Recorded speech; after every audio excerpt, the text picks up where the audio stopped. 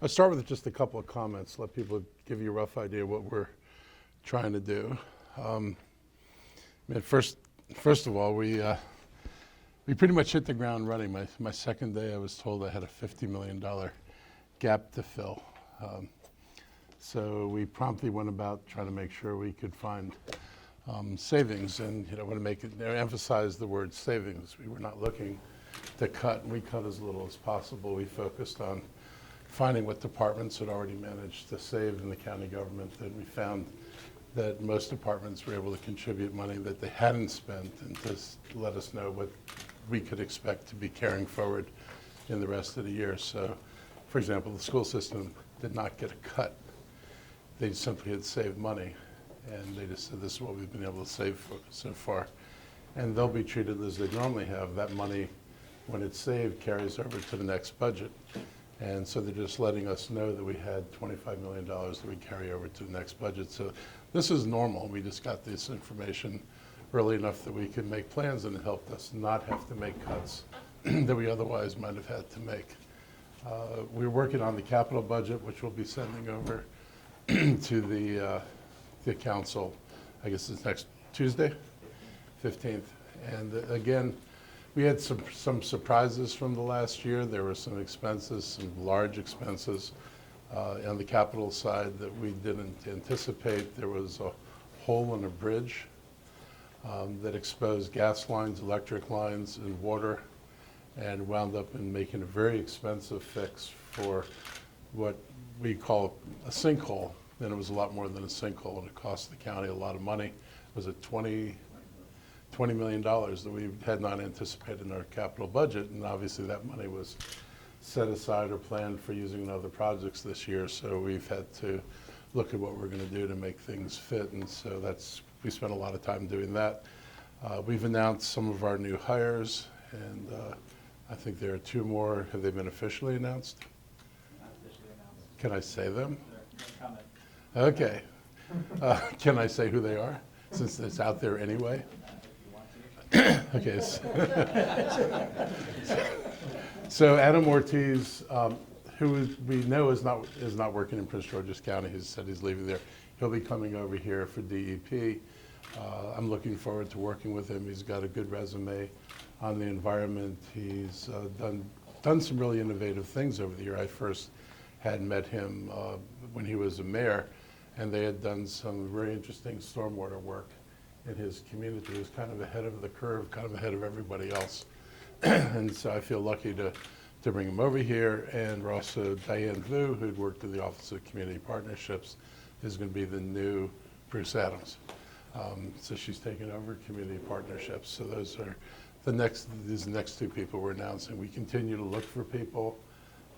We're doing national searches on some positions. We're looking locally on other positions, and we'll be making more decisions as we go forward. My priorities are to try to produce a budget in March that doesn't have a tax increase. We know that just in the real world that there are enough council members who've already said they wouldn't vote for a tax increase. That would be a pretty foolish exercise to send over a budget that had a tax increase in it. And so we're making our plans on the assumption we're not going to have a tax increase.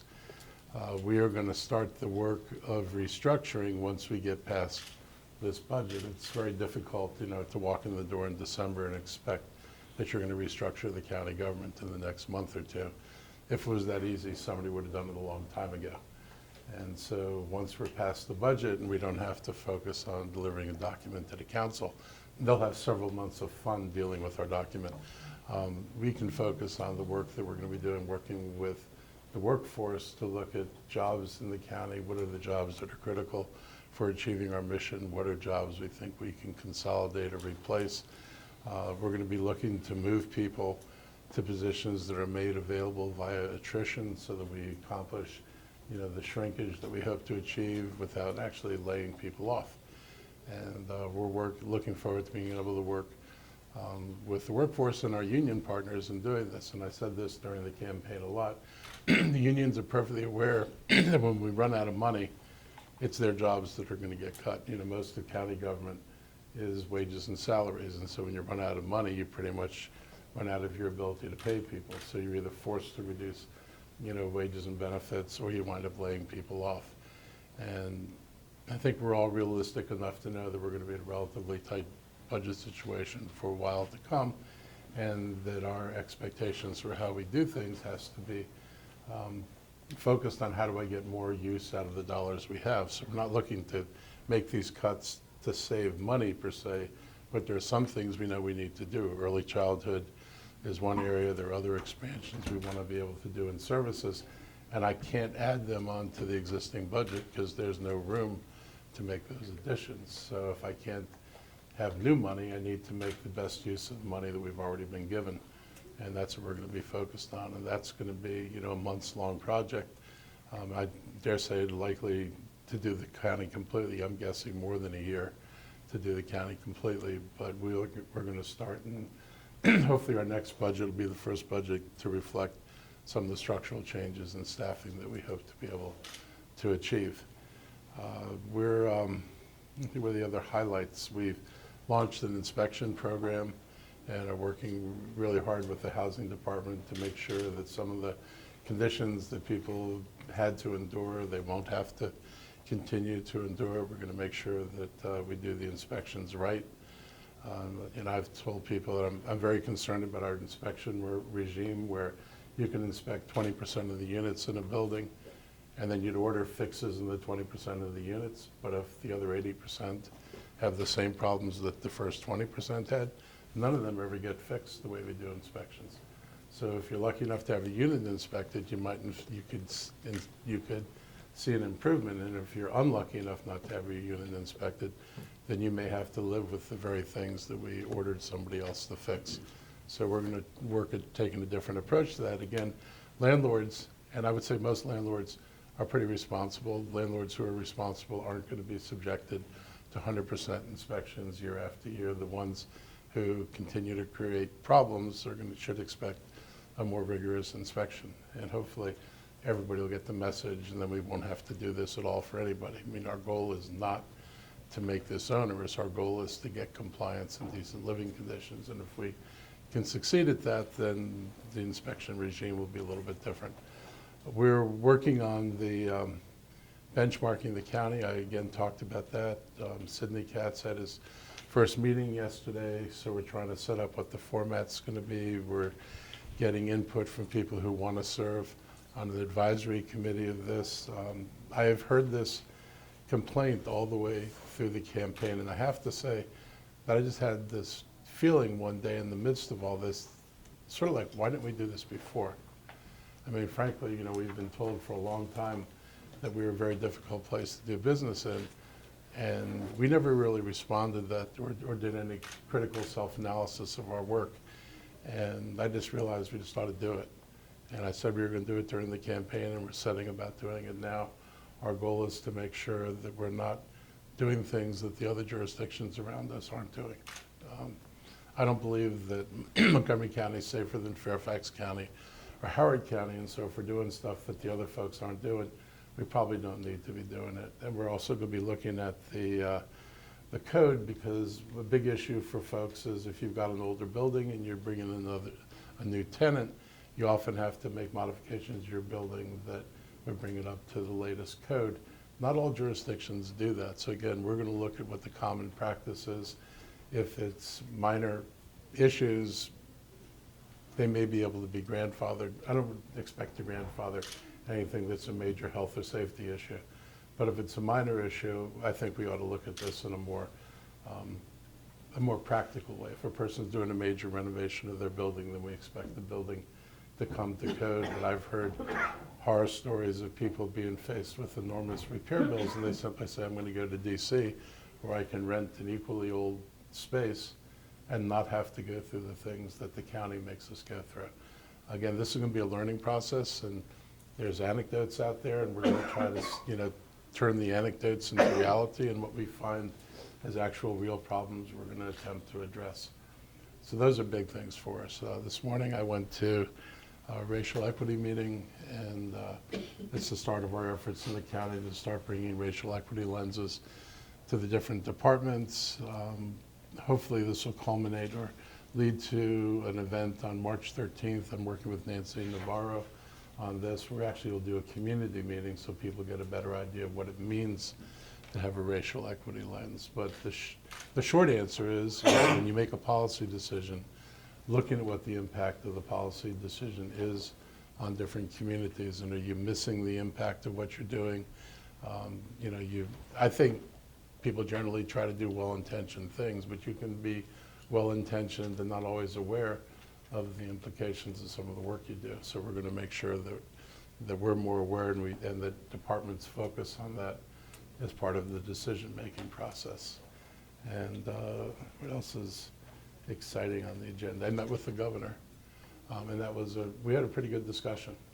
I think, I'd say both of us agree that the political season is over, and every politician plays whatever role you play in a political season. I expected him to be the Republican governor supporting Republicans, and he worked to overturn the 5 Senate seats that would have taken away the veto protection that the legislature had. And of course, I work as a Democrat to do Democratic things. But we've both gotten to the point now that the election's over, and our goal is to govern. And so I had a good discussion with the governor about what our priorities are. I like to think that the governor will be successful if I'm successful. If he works with us and we're able to do things that Montgomery County residents expect, they're certainly going to be looking at what the state did to make that possible. So we have, I think, a symbiotic relationship where the success of either one of us is in some measure going to be attributed to the other partner in this. We had a discussion about his road plan, and it was, again, very, very cordial. I think on I-270, there are solutions that don't involve actually widening the road. They can get 2 lanes, and there are 2 different ways they can explore that, and that can be very inexpensive. And I know that State Highway is actually looking at 2 options, so that's a good thing. The American Legion Bridge is absolutely critical, because no matter how fast I get you around on the western leg of the Beltway, or I bring you south on I-270, you cannot cross that bridge in a reasonable length of time. And it creates backups on both roads. And so to the extent that we unclog that, we should see better movement, and then we could look at where the next places are for us to bring about improvements. The Beltway, we probably have the biggest difference, because I don't believe between probably New Hampshire Avenue and the Wisconsin Avenue Bridge over the Beltway that you can feasibly get in 2 more lanes. Anybody who's driven it can simply see there's no room for it without getting into people's property, without encroaching on Holy Cross. I think if he's really thinking about tunneling underground or a double-layered thing, it's going to be extraordinarily expensive, and I just don't know how you put the second level over the bridges that cross the Beltway, because it'd be one thing if you had no bridges crossing it, but now on top of all the other expense, you're going to have to go up and over every bridge and every train track that crosses the Beltway, and I expect that's going to be stunningly expensive. And I think that even doing that project is going to be incredibly disrupting to the Beltway. I can't imagine how the Beltway would function if you were doing a project like that. So hopefully we'll come back to earth. We can focus on what may be possible within the existing footprint. You may have an option of painting in another lane if you're creative without going outside the existing boundaries. I don't see the opportunity to do much more than that, but we're going to continue to work. And I did pitch them on the transit, because I think anybody here who has traveled the Beltway and tried to get off on Wisconsin Avenue, Connecticut, or Georgia Avenue at rush hour knows that you can't get off. And the state's made improvements to the ramps on those roads, but even with the improvements to the ramps, the flow of traffic on those main arteries is so high that you can't get onto the artery. And that if they would support our bus rapid transit plans, which is meant to unload some of the congestion on these roads, it'll be easier for cars to come off the ramps and get absorbed onto these arteries. And my view of things in general is no one's going to remember anybody for how much money they spent. And $9 billion is a lot of money. They're going to remember what we do by whether what we do works. And so while it sounds really great to say you're committed to spending $9 billion, I want to make sure the $9 billion is spent on projects that make a difference for people. And I think, at the end of the day, we should be able to work with each other, and we certainly should be able to work with State Highway. I have a long history of being able to work with State Highway. He's got some really good people there, and I'm looking forward to continuing that. So with having said all that, I'll open it up to questions from you all. Yeah. Last night, 4 people were arrested at the HOC meeting over the debate over the former Moses Cemetery. The HOC had very little to say to it, and I'm curious what your thoughts are on that cemetery and what should be done. I think there's an historic injustice that happened there, and you can't find the people to blame, but the fact remains there's this injustice, and you've got this cemetery right now underneath a driveway, and I think HOC needs to come to some kind of understanding with the community about how they're going to properly recognize the cemetery and honor the community, and I think they've made it overly difficult. I'm going to have a meeting with the head of HOC. He's asked to get on my calendar, so we're going to sit down and talk about this and other things. But I think it's important that the county come up with a resolution to this and HOC be a partner in this. You know, they have other possible expansion possibilities on that property. If that's what they want to do, and foreclosing this option doesn't mean that all options are foreclosed there. I think they need to be creative about how they approach this, but I think respect for our historical African-American communities is important, and we didn't always do that. And we certainly, now that we know this and we're aware of it, we shouldn't perpetuate an historic mistake.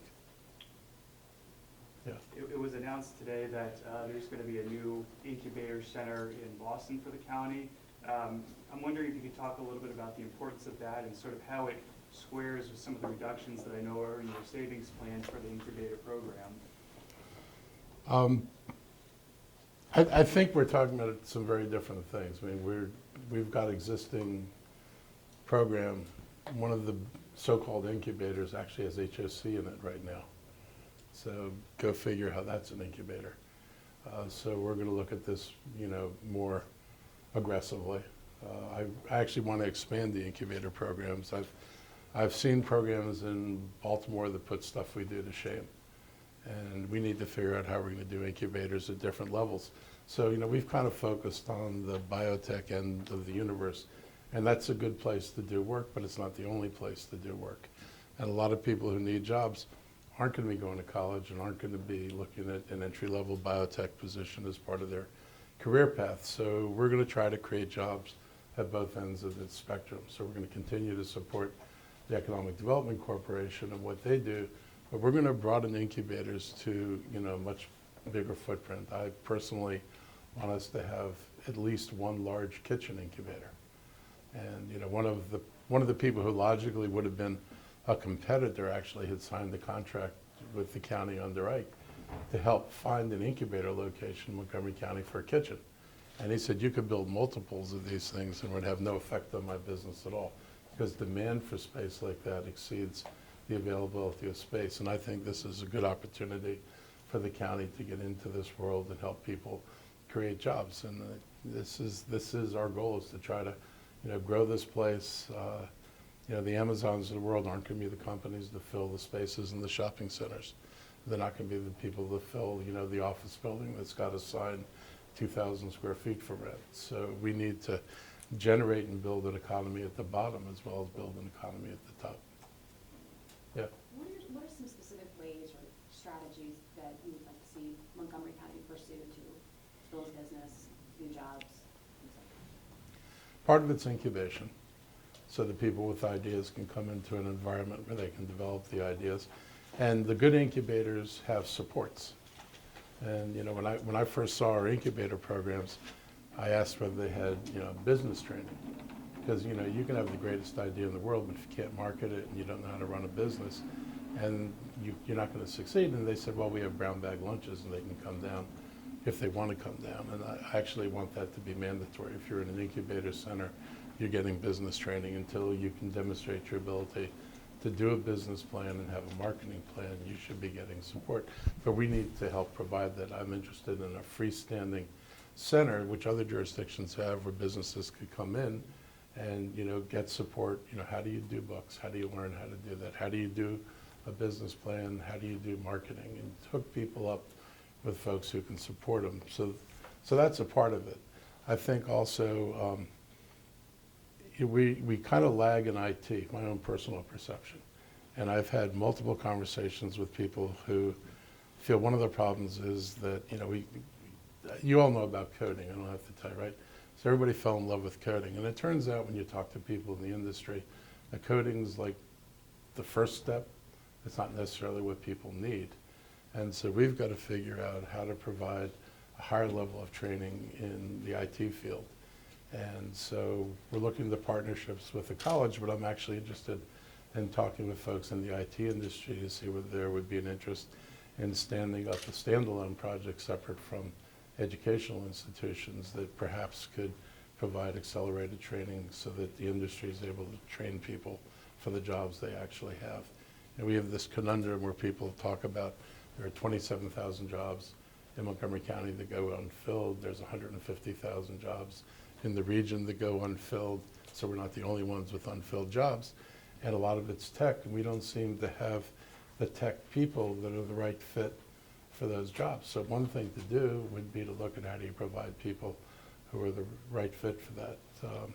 I thought what Virginia did in the Amazon bid ought to be instructive to us, because they clearly made a decision to make a very large investment in IT in general, to make sure that that Amazon was supplied with the right kind of workers. And I was kind of dismayed when the Maryland people talked about the bright side was this would provide jobs for people coming from the University of Maryland. And it's like, wait a minute, we should have a plan in Montgomery County to employ the people being put out from the University of Maryland. We shouldn't be paying for the University of Maryland to supply a workforce to another jurisdiction. We should figure out how to create a business climate here that will absorb the workers that are coming out of the University of Maryland.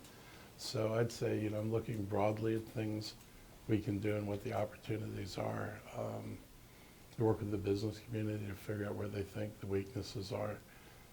Little things like childcare. If we're going to do childcare, we need spaces. And we've had a lot of talk about we're just going to fund this and it'll be all fine. And if you actually think about it, we have no idea where we'd put it right now. And we have no idea where the workforce would come from. So if we're really going to, if somebody landed a bunch of money on us tomorrow, we actually wouldn't be able to put it anywhere or have the workforce to do it. So if this is where we're going, and I'm committed to going there, then we need a plan that lays out where the opportunity is going to be to locate centers. And I don't think they all are going to go in schools. I actually think most of this is going to be private sector. And we need a plan to develop a workforce, because child care requirements are actually going up. So you're going to require people with actual education in the field. So if we don't do those two things, you could give me all the money in the world, I'm not going to be able to use it. So we're looking. One other question. Yeah. Do you support Montgomery County Economic Development Corp's plans to open up a new office in Boston to recruit more private companies? We've talked about this before. It was one of the criticisms of the old office when it was under the county is we didn't go anywhere. We weren't in any foreign countries, and Fairfax County had agents in foreign countries. I think it's smart of us to think about going out and actually looking for things. They were not, when it was under, the previous director, we weren't looking very hard elsewhere, and I think we should be looking hard elsewhere. One of the things that they're arranging for me is a trip out to the West Coast to talk to some of the companies who are likely to come along with Amazon. Because, Virginia may get Amazon, but there's a lot more stuff that could happen. And I think Montgomery County's got a good case. And I want to be sure we're out there making the case now, not waiting for somebody to announce they're looking and then get in late in the game. So we will proactively be saying, come here, we're open, we've got things to offer you. Yeah. You mentioned before the hole in the bridge and the sinkhole. Can you give me some information on, is that the Germantown sinkhole on Father Hurley? This is the Father Hurley one, right, David? Yes. Yeah. Can you elaborate on what that is? Am I getting this right? There was a water pipe problem that eroded the structure underneath the bridge, and it exposed gas pipes, water pipes, and electrical lines. So it was not the simple, typical sinkhole where you just pour a bunch of stuff into the hole and it fills up. This was, how do you fix it without blowing up the bridge? And it cost a lot of money to do it. Yeah. Can you talk about the previous inspection regime? Clarence Stoggs was the previous DHCA director, you're looking for a new one. So what happened previously under the DHCA, and what specifically do you want them to change under the new director? Well, I don't think they ever did what the council and what I thought we were directing them to do. They were supposed to come up with a list of buildings. There was supposed to be a schedule. We expected it was going to be the older buildings first. Everybody knew where the problems were. And even now, they were doing a 20% inspection in a building that we knew had serious problems. They didn't follow up on the building. The complex where the building blew up. They did not do proper follow-up in that. And so even when they knew there were problems, they weren't doing what we expected them to do. So it's real simple. If we've got buildings with problems, we know we're going to do really thorough inspections. And we've made it clear that that's my direction. And it will be done. And I just don't think there was enough follow-through and there wasn't enough commitment to do it before. I mean, I don't know any other way to say it, because we thought we had directed them to do something that they didn't do. So I won't make that mistake this time. We have people who know that this is a priority and we are going to follow up. And until this is done right, I'm going to be paying a lot of attention to it, which I would rather not have to do. I'd rather just know it's being done. Yeah. The proposed communications tower in Olney, do you have an update on that? What are your thoughts? Topic. I wish this had been dealt with before, because this has been lingering around for a really long time. And, you know, I was given a presentation that I basically have a failing public safety system, that there are places where the signal can't get to first responders, or first responders can't communicate out of, you know, buildings. Somebody said there was an example where they were doing a demo, where they were doing a community meeting in a school in Olney, and the signal could not reach from inside the school to outside the school. And that's a problem. And I'm frustrated because had they fully vetted this with the community, then it would have been a lot easier to adjust sites. And now I'm left with 2 sites where there's community opposition, but moving those 2 sites could mean having to relay out the rest of the system, because those sites are left because that's where the rest of the towers would communicate to. They fill a hole. Well, if I move it, I may have a different hole, which means I have to move a different tower. And if I move a different tower, that may mean another tower. I cannot tell you how frustrating it is, because this just unwinds to affect every tower. And I can't afford to have the system go down. And that's at the bottom line. You know, we're going to try to figure out what we can do. A lot of it depends on the state. The state has, you know, we were co-locating on a state tower. That was, you know, one of the benefits of this. And we're going to see, you know, how this works if the state finds any other options. But I'm frustrated because you know, they knew about this a year ago and did virtually no work on it for the last year. And if they had worked on it for the last year, they might have been able to rebalance the tower locations in a way that this would not put me in a situation where they sat at the table and said, you have to make a decision now. I really don't like being put in that situation. Location? Um, One is up- over at the ICC. The other one is up in near Poolsville, near the Ag Reserve. Thank you. And I really apologize to communities that I may be forced to make a decision that I probably wish I didn't have to make. But I feel like I can't afford to have a system with holes in it. And I hope people understand that at the end of the day, I have to provide public safety to people. And the thought of this system failing would be a real disaster for us. Going back on to Adam Ortiz, do you have any plans to maybe expand the DEP or increase its role or anything like that? I haven't thought about expanding it. I mean, they've got a lot of stuff to do. I mean, stormwater being one of the big things. You know, we're looking we've got a zero waste, well, we've got a zero waste goal, but we've got a closing the incinerator goal. And that department's gonna have to be involved in coming up with a plan that makes that feasible. Right now, we're dumping about 200,000 pounds of ash in landfills, and my goal is if I could dump the same weight by 2022, I would be willing to shut the incinerator down, and because I'm not landfilling any more than I'm landfilling today, and then move to further reduce what's left. But I really want the incinerator closed. I mean, people think that when something gets burned that you've actually solved the problem. All you've done is whatever you burned is up in the air or in the water. So you haven't exactly gotten rid of waste, you've just taken it out of its solid form and spread it over everything. So we're gonna try to find a solution to that, and I expect them also to be involved in efforts to get to zero greenhouse gas emissions by 2035.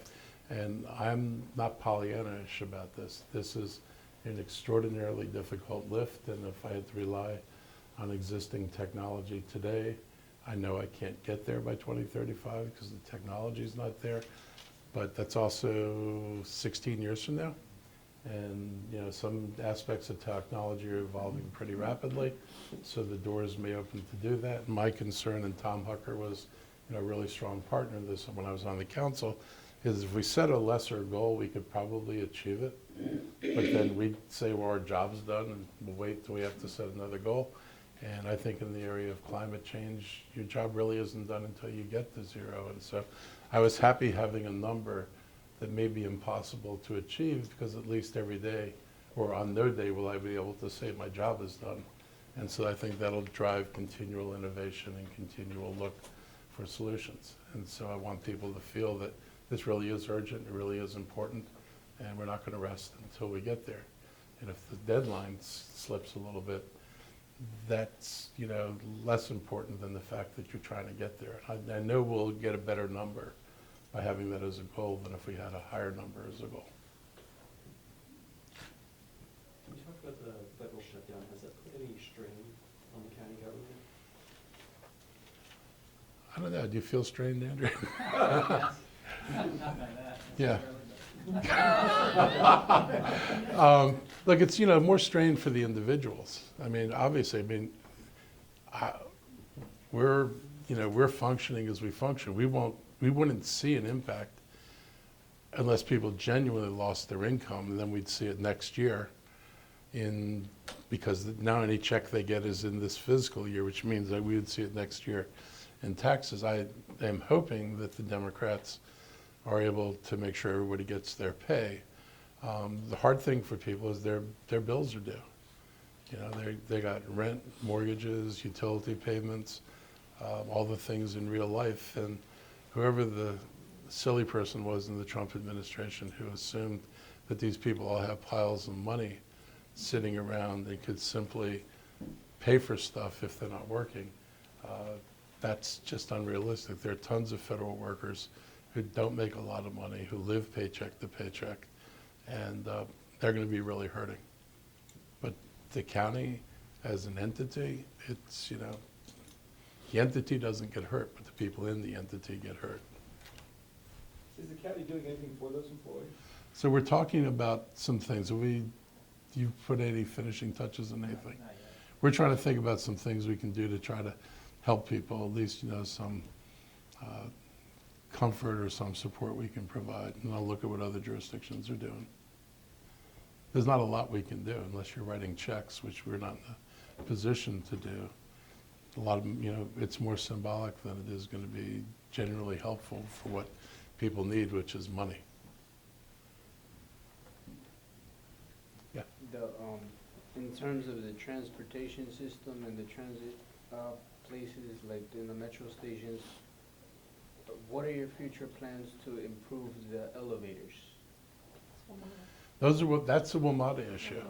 Now we know WMATA is, has more money for infrastructure than they had before. They're actually talking with us about some projects, so we'll see what we can get WMATA to do. But WMATA, part of coming back to good, which is kind of a modest goal, getting back to good is making sure the elevators don't break down. And so, we're hoping that WMATA really makes these investments. But they're really going to need, at least I believe in the long term, they're going to need more money than even what's in this deal. This deal was never meant to solve WMATA's problems. It gives them enough money. They can continue to make some improvements, but it's not at the scope that they really need. And I hope that the combination of the state and the federal government actually take WMATA seriously. Anybody else?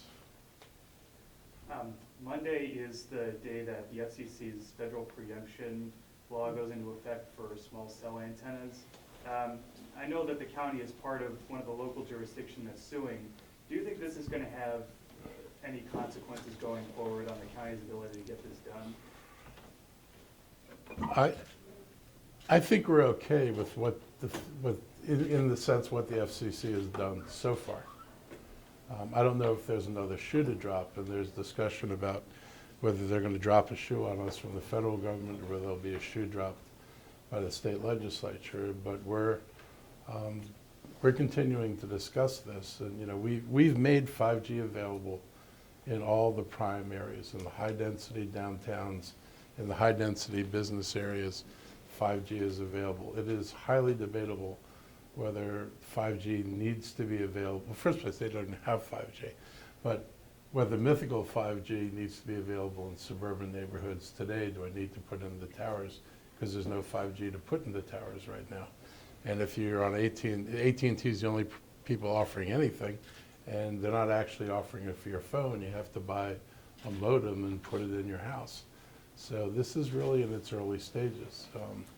Apple, for example, has not made 5G on this year's phone, and the talk is it's not going to be on next year's phone. And when you read the industry publications, you'll see that 5G is anticipated to come out over a period of years, and there's yet another rival for 5G that says same speed, 1/5 the price, and who knows where that's going to go.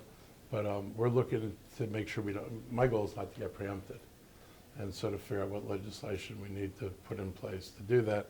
I'm meeting with some of the tower people. In fact, I think it's this afternoon, to just talk with them about what their actual technical requirements are. I will say that if you read their trade magazines, where they discuss how far apart towers have to be and the range of the signals, it's way different than what they talk about when they come in front and meet with us.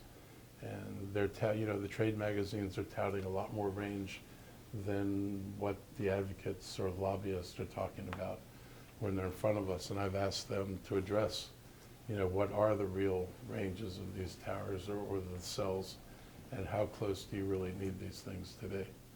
But, at the end of the day, we'll make sure we have legislation that avoids preemption. That's my goal. Anybody else? I have a quick question. You mentioned the West Coast recruiting trips. Yeah. Is your hope to maybe win the next big fish, like an Amazon? Well, I'm kind of looking for the fish that come with Amazon, the cleaner fish, to follow the shark around. So if they're coming, there are a bunch of companies that are associated with it, so we're looking for them. There are some other things I want to see out there. I want to see a trash facility that's doing recycling work of the kind we're not doing right now. So if I happen to be in that area, that's a place I'm going to go look at. I had a conversation with someone from Google yesterday that was kind of interesting, and I'm going to ask them. I was looking at generally IT and what they were doing in the IT world, which was kind of interesting. I asked them about the fiber, and Google apparently is pulling away. Originally Google was going to plant all this free fiber around, and they're not doing it. They've kind of retreated from that, and maybe they discovered that free doesn't actually work. They don't sell enough services, through the fiber channels that's going to pay for the laying of the fiber, so they're not going to be able to offer it, and they're looking at alternatives. One thing they are looking at, though, is they're doing this, I think it's called Loop or Loon, but it's balloons.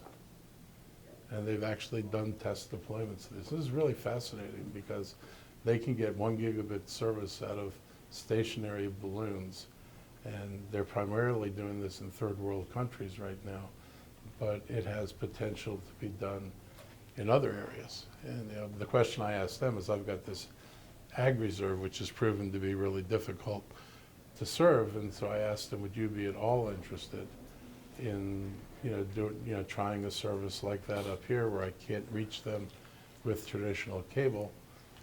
Would you be interested? Now, he wasn't in a position to say yes, but he said he'd go back and talk to the folks who do that and see if there would be any interest. I always think Montgomery County is a great test bed, because if you do it here, you're going to get a lot of visibility. And it doesn't meet their mission, which is to try to bring internet connectivity to poor people around the world. But maybe they'll just want to, it could be used as a test bed for more urban areas, because ultimately they compete with the cable companies as well.